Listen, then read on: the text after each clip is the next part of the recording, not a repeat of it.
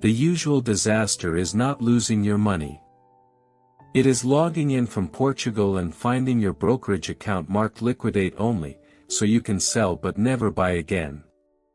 Or a security code sent to a US phone number you canceled last month. So here are the 8 things to verify before you go, the 2 you must never falsify, and a 10-minute checklist to save. 2 retirees will run through this, 1 living on Social Security deposits, 1 living on withdrawals from a brokerage and an IRA. Their problems are completely different. Number 1. Find out what your institution actually says in writing about foreign address clients. This is the check almost nobody does, and it is the one that determines everything else. Every American bank and brokerage has a policy on customers whose address of record is outside the United States. Those policies vary enormously between institutions, and they are not always prominent. Some firms are entirely comfortable with foreign resident customers. Some restrict certain products. Some will close accounts in specific countries. Some treat a foreign address as a trigger for enhanced review. What you should do, months before you move, is contact each institution and ask a specific question. What happens to this account if my address of record becomes an address in this particular country? Ask by secure message rather than by phone, so you have the answer in writing. Phone representatives frequently do not know, and a cheerful verbal reassurance is worth nothing when a policy team reviews your account 18 months later. Ask about the country specifically, because policies differ by jurisdiction. A firm that is relaxed about Portugal may have restrictions on a country subject to sanctions programs or considered higher risk. And understand that these policies change without notice. The answer you get today is the answer today. That is not a reason to skip asking, it is a reason to build backups, which we will come to. Number 2. Understand the difference between a mailing address and legal residence, and never confuse them deliberately. This is the point in the video where I need to be direct, because the internet is full of advice on this and much of it will get you into genuine trouble. Your mailing address is where paper goes. Your legal residence is where you live. Financial institutions ask about both, and they ask for regulatory reasons. Know your customer obligations, tax reporting, and securities rules that depend on where the customer is resident. Using a mail forwarding service to receive post is ordinary and legitimate. Plenty of people abroad do it, and having a U.S. mailing address is genuinely useful. Telling your bank or brokerage that you reside in the United States when you do not is a different thing entirely. That is a false statement on a financial account, it can constitute fraud, and the consequences range from account closure to considerably worse. It also, very practically, tends to unravel. Firms notice login locations, IP addresses, and where transactions occur. So the honest structure is this. Keep a U.S. mailing address if it helps you. Tell every institution the truth about where you actually live. Then work with the answer you get, rather than hiding from it. Number 3.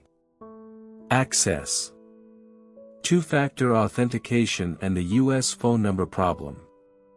This is the failure that catches the most people, and it has nothing to do with policy. It is purely technical. A great many American financial institutions send security codes by SMS to a U.S. mobile number. If you cancel your American phone plan when you leave, you lose the ability to receive those codes, and therefore the ability to log in. Some institutions offer no alternative method. 3 practical protections. First, keep a U.S. mobile number alive. The cheapest way is usually a low-cost prepaid or digital plan that keeps the number active and can receive texts abroad, which typically costs a few dollars a month and is the single best value in this entire video. Second, where the institution supports it, switch from SMS codes to an authenticator app on your phone.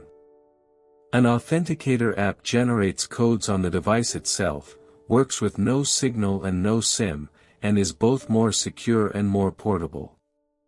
Do this before you leave, while you still have a working phone number to complete the setup. Third, save your backup codes. Most services provide one-time recovery codes when you enable two-factor. Print them. Store them somewhere physical and safe. They are what saves you when the phone is stolen in a country where replacing it takes a week. And one more, check whether your institution blocks logins from foreign IP addresses. Some do, intermittently.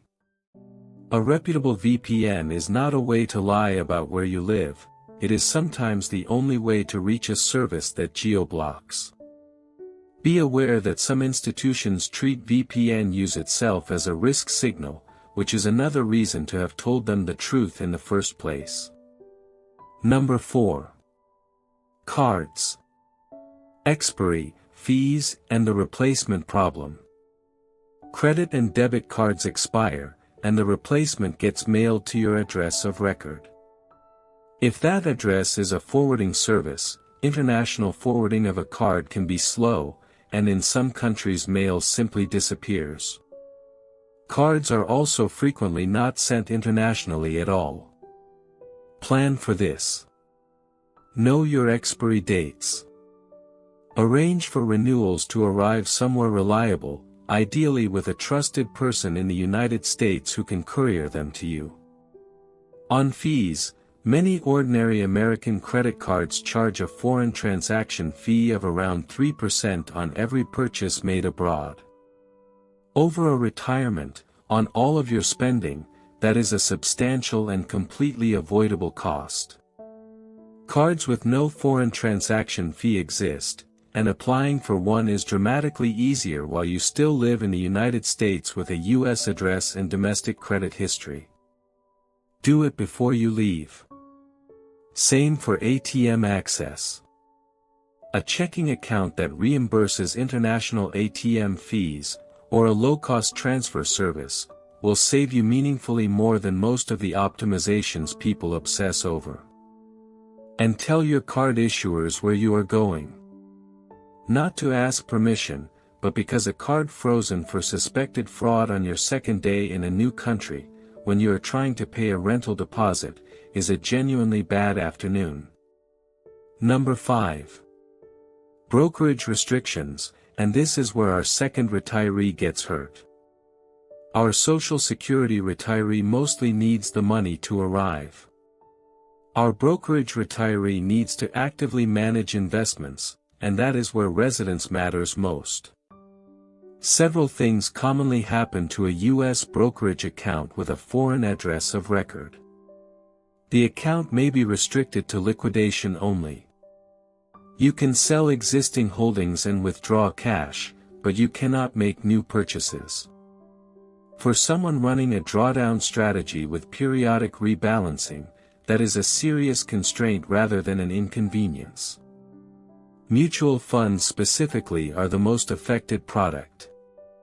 European regulation requires certain standardized disclosure documents for retail investors, and most American mutual funds do not produce them. The practical result is that a U.S. resident investor who moves to the European Union frequently discovers they can no longer buy American mutual funds. Exchange-traded funds are often, though not always, treated differently, and this is one of the reasons many people abroad hold ETFs rather than mutual funds. Advisory relationships can also be affected, because investment advisors are licensed to serve clients in particular jurisdictions and may not be permitted to advise a client resident overseas.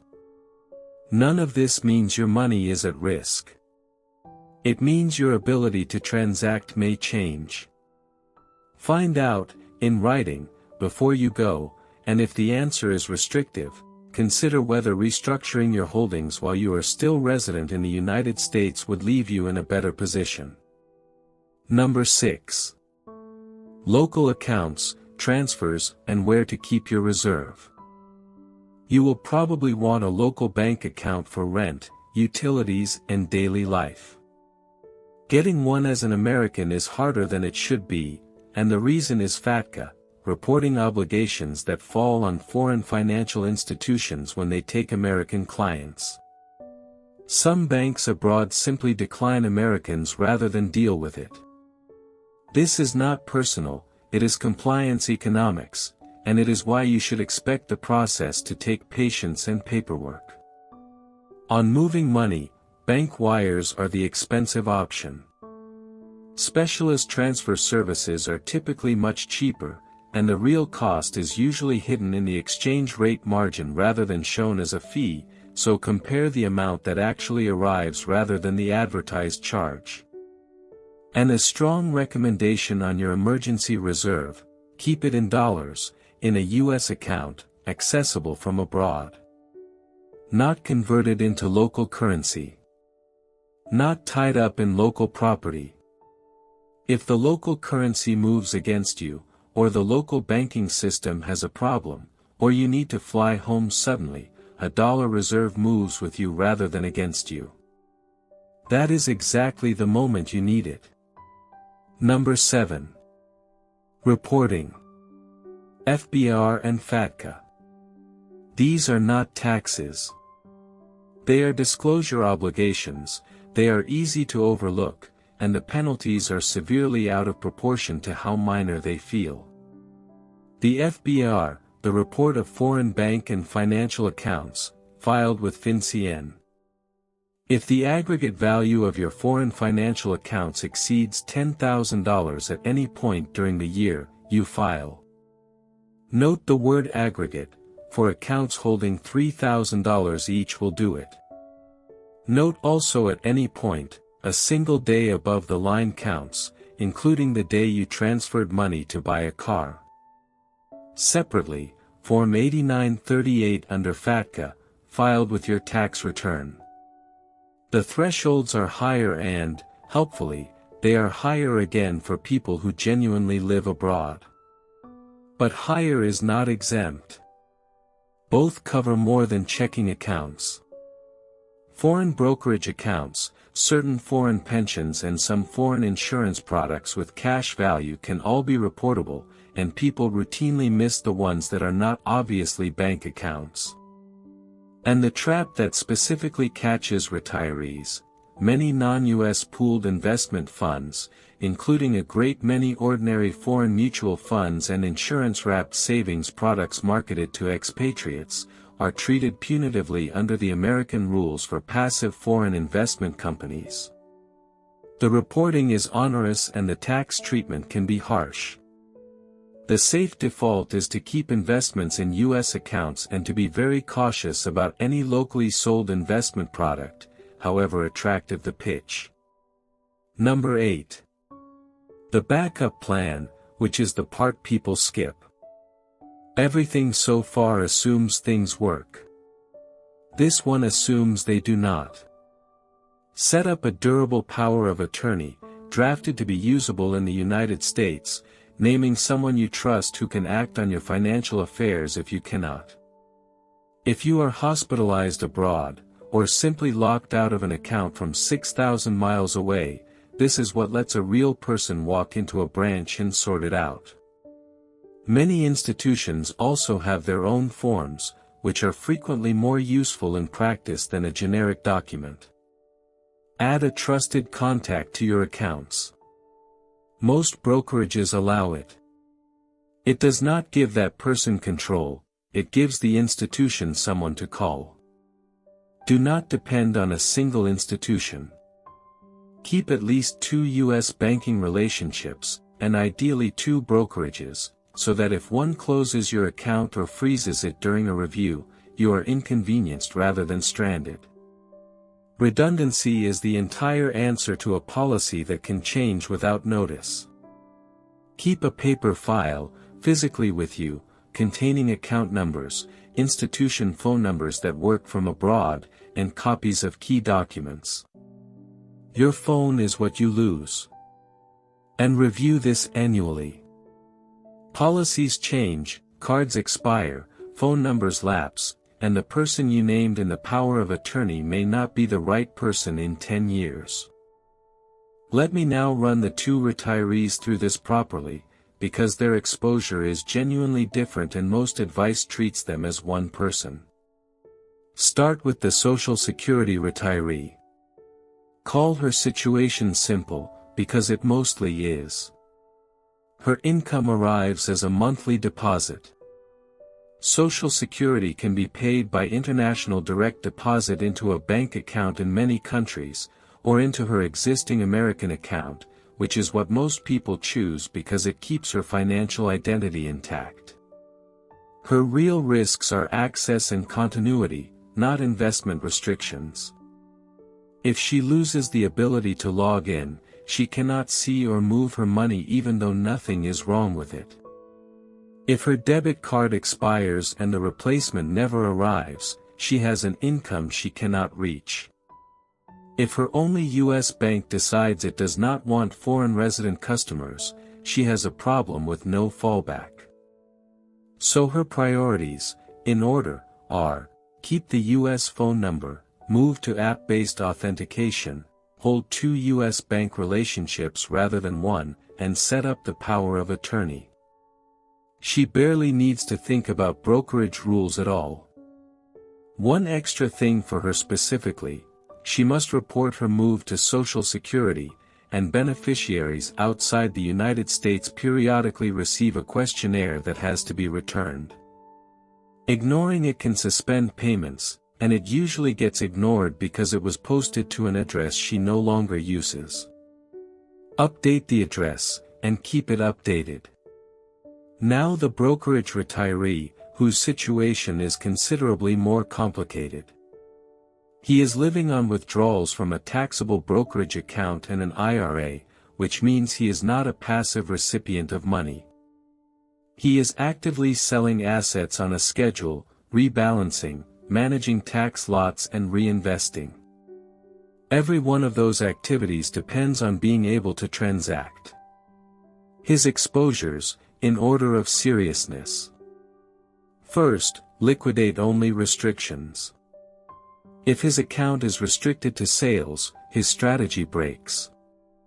He can still generate income by selling, so he does not starve, but he cannot rebalance, cannot reinvest dividends, and gradually loses control of his allocation. Over a 20-year retirement that is not trivial. Second, mutual funds. If his portfolio is built on American mutual funds and he moves to the European Union, he may find he cannot add to them. Converting mutual fund holdings to exchange-traded funds while still a U.S. resident is a decision worth discussing with an advisor before departure, and it has tax consequences in a taxable account that need to be modeled rather than assumed. Third, his advisory relationship. If he works with a financial advisor, that advisor may not be licensed to serve a client resident in his destination. Ask early. The answer determines whether he needs to find a cross-border specialist, and those exist but are a smaller field. Fourth, required minimum distributions from the IRA, which continue regardless of where he lives and have their own deadlines and penalties. Living abroad does not pause them, and a missed distribution is an expensive mistake. His preparation list is everything the first retiree needs, plus a portfolio conversation with an advisor well before the move, plus written confirmation from the brokerage about what he will and will not be able to do. So here is the traffic light, which is the simplest way to hold all of this. Green, keep. Your U.S. bank accounts, your U.S. brokerage, your U.S. credit cards, a U.S. mailing address, a U.S. phone number, and your emergency reserve in dollars. The instinct to close everything American and start fresh is wrong. Your U.S. financial infrastructure is an asset, and rebuilding it later from abroad ranges from difficult to impossible. Amber, verify in writing before you go. Foreign address policy at each institution. Brokerage purchase restrictions. Whether your advisor can keep serving you. How security codes will reach you. How replacement cards will reach you. Whether your accounts trigger FBAR or Form 8938. Red, back up because it will eventually fail. Single points of failure, one bank, one brokerage, one phone number, one person who knows where everything is. Every one of those needs a duplicate, and duplicates are cheap to create now and expensive to create later. So here is the 10-minute checklist. Pause and write these down. Ask each bank and brokerage, in writing, what happens with an address in your destination country. Open a no foreign transaction fee credit card while you still live in the United States. Set up an authenticator app on every financial account, and print the backup codes. Arrange to keep a U.S. mobile number active. Confirm whether your brokerage restricts purchases for foreign residents, and if you hold mutual funds, ask specifically about those. Establish a second U.S. bank and, if you invest, a second brokerage. Sign a durable power of attorney and add a trusted contact to your accounts. Note your card expiry dates and arrange a reliable delivery route for replacements. GRIze the FBAR and check whether Form 8938 applies to you. And keep your emergency reserve in dollars, in the United States, reachable from anywhere. 2 things I want to leave you with. The first is that almost everything in this video is easy to do before you leave and difficult to do afterwards. Opening a credit card, setting up authentication, signing a power of attorney, restructuring investments, all of these are straightforward while you are a U.S. resident with a U.S. address and a U.S. phone, and all of them become awkward or impossible once you are not. The window is now, not later. The second is the thing I said at the start and want to repeat. Tell the truth about where you live. The temptation to keep a U.S. address on file to avoid all of this is understandable, and it is a bad trade. It exposes you to genuine legal risk, it fails eventually anyway, and it means every problem you eventually have arrives at the worst possible moment with no legitimate way to resolve it. Institutions can work with a customer who lives abroad. They cannot work with one who lied. If this was useful, subscribing genuinely helps. Now tell me in the comments, has an American bank or brokerage restricted or closed an account on you after a move abroad? Which country were you in, and how did you resolve it? That information is genuinely hard to find and other people need it. Educational information only. Not financial, tax, legal or investment advice. Institutional policies vary and change without notice, and reporting thresholds are adjusted. Verify with your own institutions in writing and consult qualified cross-border professionals about your own situation. But account access is only one of the costs people fail to plan for. Watch our investigation into the hidden costs that ruin a cheap retirement abroad next. It is on your screen now.